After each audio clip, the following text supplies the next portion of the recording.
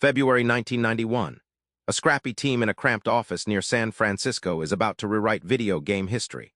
Tom Kalinske, a no-nonsense former Mattel exec who barely knows what a Sega Genesis is, pitches a bold, unconventional plan.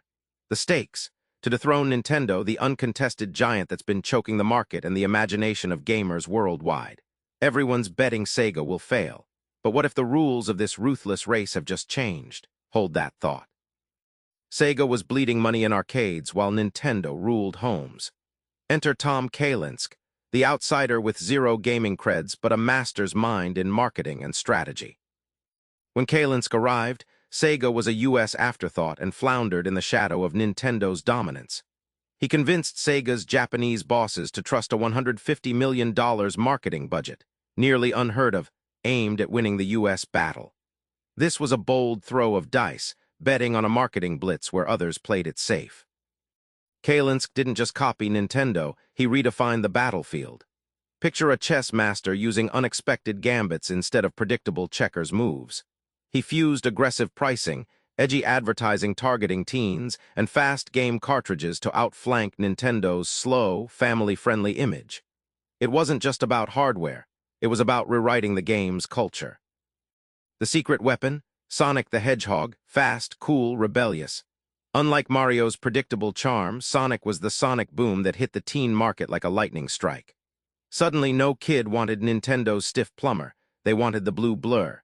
This character shift wasn't just a mascot, it was a cultural revolution igniting loyalty that shifted market share like a tidal wave. What started as a market contest soon exploded into a multi-front war, between companies, countries, and even kids on playgrounds. Sega's team hit the streets hard, teenage-centered ads on MTV, edgy promotions in malls, and shock-value stunts.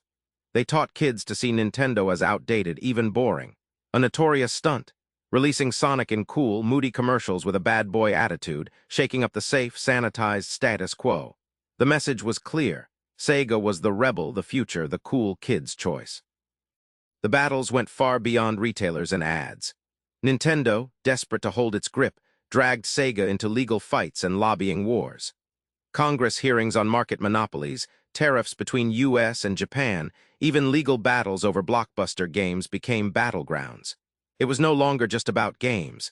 It was a cold war of capitalism in digital form with rules bending under pressure. At the core, Sega's success was a lesson in street-level empathy. They understood that kids want to belong to a tribe, a culture, not just buy a machine. So they flooded schoolyards with Sonic gear, built fan clubs, and armed kids with social currency to mock Nintendo.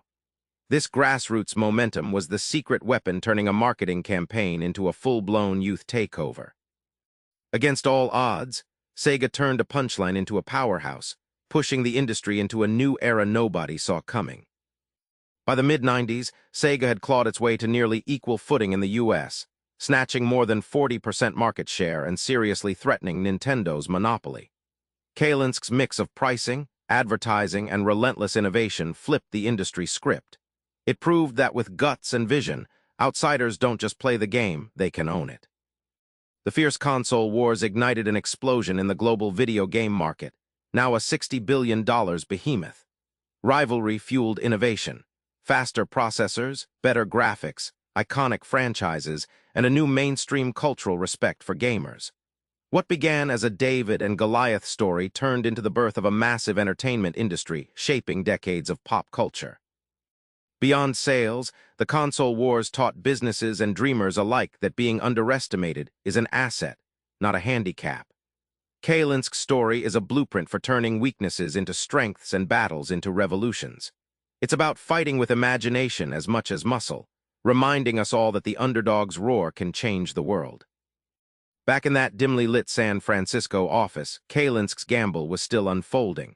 What looked like a bold scramble was actually the launch of a seismic shift, a challenge that reshaped culture, business, and play for generations.